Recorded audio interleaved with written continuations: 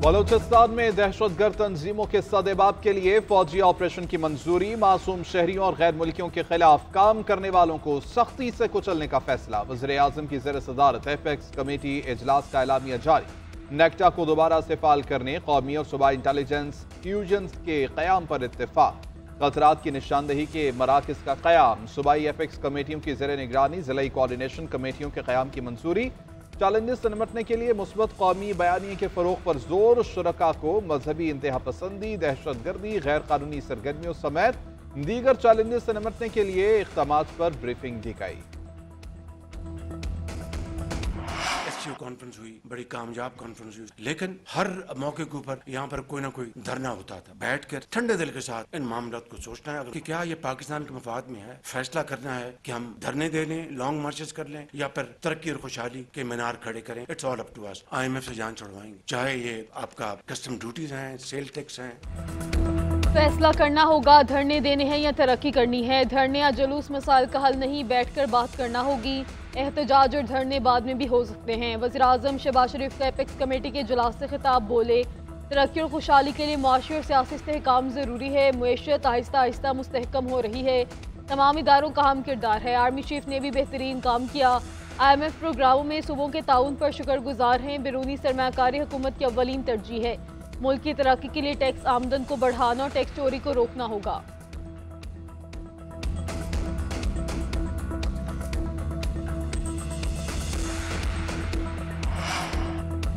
पाकिस्तान की सिक्योरिटी में जो रुकावट बनेगा और हमें काम से रोकेगा, उसे नताइज भुगतना होंगे। Army chief general Asim Munir का दो टोक पैगाम। एपेक्स कमेटी इजलास से खिताब में कहा, आईन पाकिस्तान सब पर मुकद्दम है। आइन हम पर पाकिस्तान की अंदरूनी और बैरूनी सिक्योरिटी की जिम्मेदारी आयद करता है। दहशतगर्दी की जंग में हर पाकिस्तानी सिपाही है। कोई यूनिफॉर्म में है, कोई यूनिफॉर्म के बगैर।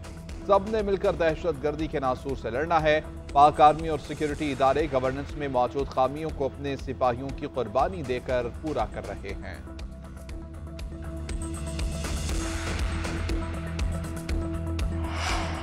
अमरीका की पाकिस्तान में दहशतगर्द हमलों की मजम्मत। तर्जुमान अमरीकी महकमे खारजा मैथ्यू मिलर कहते हैं, पाकिस्तानी अवाम ने दहशतगर्दी के हाथों बहुत नुकसान उठाया।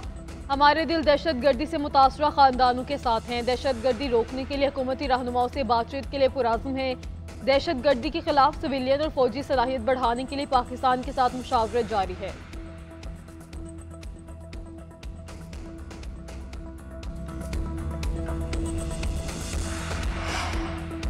लाहौर और मुल्तान में भी स्कूल और कॉलेज खुल गए। तुलबा और असातिज़ा के लिए मास्क पहनना लाजिम। लाहौर में धुंध और स्मोक की शिद्दत में कमी, फजा अब भी मुसरे सहर।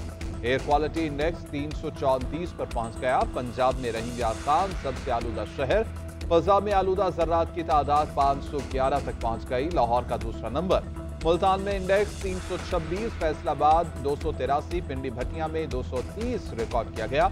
स्मोक कम होने पर हुकूमत की पाबंदियों में नरमी कर दी गई। भारत का दारुल-हुकूमत नई दिल्ली 475 इंडेक्स के साथ दुनिया का आलूदा तरीन शहर है।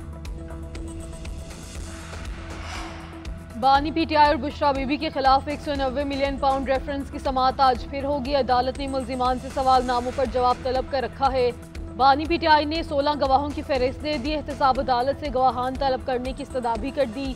लिस्ट में vice chancellor government college university Lahore भी शामिल। साबिक सेक्रेटरी काबीना डिवीजन अहमद नवाज सुखेरा को भी बुलाने की इस्तदा। Chairman higher education commission Punjab को अलकादिर यूनिवर्सिटी रिकॉर्ड के साथ बुलाने का भी कह दिया।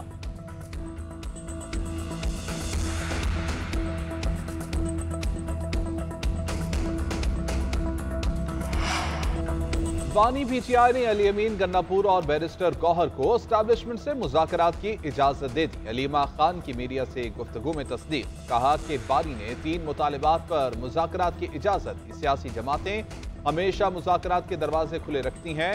वज़ीर आला खैबर पख्तूनख्वा अली अमीन गन्नापुर और बैरिस्टर गौहर की अडियाला जेल में बानी से मुलाकात। 1 घंटा तवील मुलाकात में सियासी सूरत हाल और एहतजाज के हवाले से मुशावरत। एपेक्स कमेटी इजलास से मुतालिक भी तबादला ख्याल किया गया।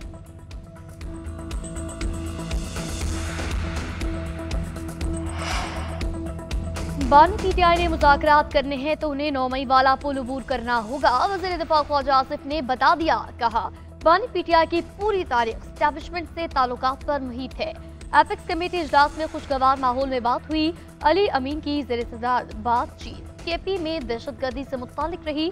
अली अमीन ने कहा, हमें एहतजाज नहीं करने दिया जा रहा। उन्होंने ये भी कहा, बानी पीटीआई बगैर किसी जुर्म के कैद में है।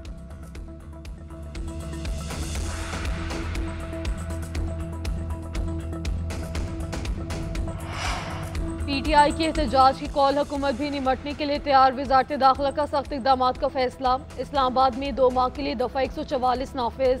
जुड़वा शहरों में सिक्योरिटी के लिए भारी नफरी की तैनाती का हुक्म। ज़राए वजारत दाखिला के मुताबिक दौरान एहतजाज शरपसंदी करने वाले तलबा की तालीमी असनाद और दाखिले मनसूख करने पर गौर। शरपसंद अफराद के पासपोर्ट, शनाख्ती कार्ड मनसूख और सिम ब्लॉक करने का भी फैसला ज़ेर गौर। उधर पंजाब पुलिस का भी अमन अमान की सूरत हाल खराब करने पर सख्ती से निमटने का फैसला। पंजाब भर से 10,700 की नफरी स्टैंड बाय कर दी गई।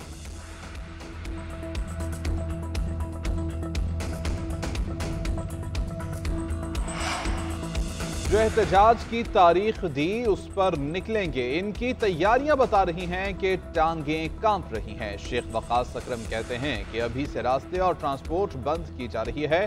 हुकूमत अभी से बुखलाहट का शिकार हो चुकी। हमारा एहतजाज पुरअमन होगा। वज़ीर आला खैबर पख्तूनख्वा के साथ प्रोटोकॉल जाएगा। बाकी मशीनरी प्राइवेट होगी। हमने मुतबादिल इंतजाम भी कर रखा है। उधर पीटीआई ने एहतजाज के लिए कोऑर्डिनेशन कमेटी कायम कर दी। रावलपिंडी और इस्लामाबाद से 12 रहनुमा शामिल किए गए। इनके प्लान ए बी के जवाब में रियासत के पास पूरी ABC है। 24 नवंबर के एहतजाज पर वही इक़दाम उठाएंगे जो दहशतगर्दों के लिए होते हैं। मार धाड़ फसाद बर्पा करने आ रहे हैं ये, इसकी इजाजत नहीं दी जा सकती। वज़ीर इत्तलात पंजाब अज़मा बुखारी की घन गरज बोली, बाजी सिर्फ बातें ना करें बल्कि करके दिखाएं। हर MP और MNA को 4-4 लाख रुपए दिए जा रहे। बानी पीटीआई हर एक से पूछते थे कि तुम्हारे बाप का पैसा है, अब वो बताएं ये पैसा किसके बाप का है। इनको सबसे पहले अदालतें बचाने आ जाती हैं। मुअज़्ज़ज़ जजेस इस मामले को देखें।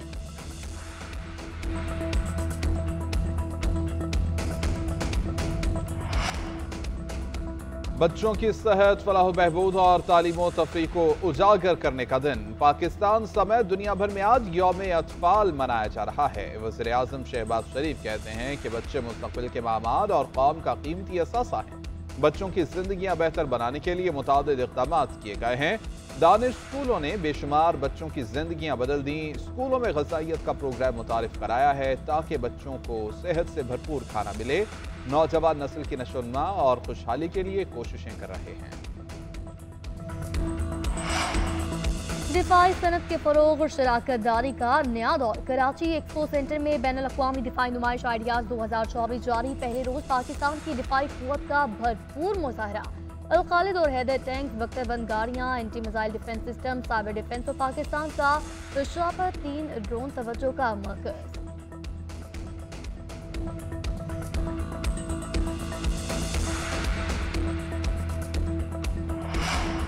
चैंपियंस ट्रॉफी हाइब्रिड मॉडल पे होगी। ICC ने दीगर बोर्ड्स को राम कर लिया। PCB को भी आगाह कर दिया गया। भारतीय मीडिया का दावा, ICC ने भारत के ना खेलने पर बड़े माली नुकसान बारे भी बता दिया। पाकिस्तान के इवेंट ना करवाने पर PCB को भी बड़े माली नुकसान से आगाह कर दिया। ICC चंद रोज में हाइब्रिड मॉडल के मुताबिक शेड्यूल का ऐलान करेगा।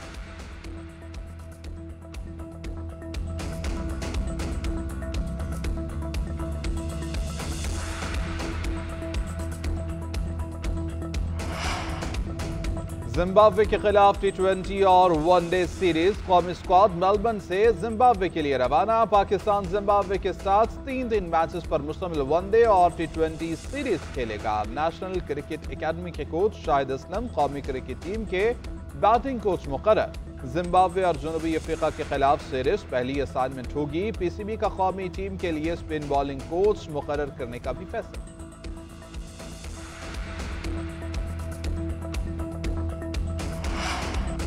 मारूफ भारतीय मौसीकार AR रहमान की अहलिया की सारा बानो ने शौहर से अलहदगी का ऐलान कर दिया। AR रहमान की अहलिया के वकील ने तलाक की तस्दीक कर दी।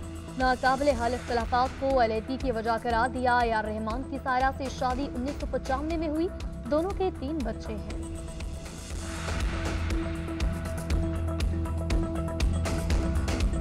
और अल्फाज को मोहब्बत के मोतियों में परोने वाले एहसास और इनकलाबी शायर फैज़ अहमद फैज़ को मद्दाहों से बिछड़े 40 बरस बीत गए। फैज़ ने इनकलाबी फ़िक्र और रोमानवी लहजे से उर्दू शायरी को नई शान बख्शी। फैज़ अहमद फैज़ ने कई फिल्मों के लिए गीत और मकालमे भी लिखे।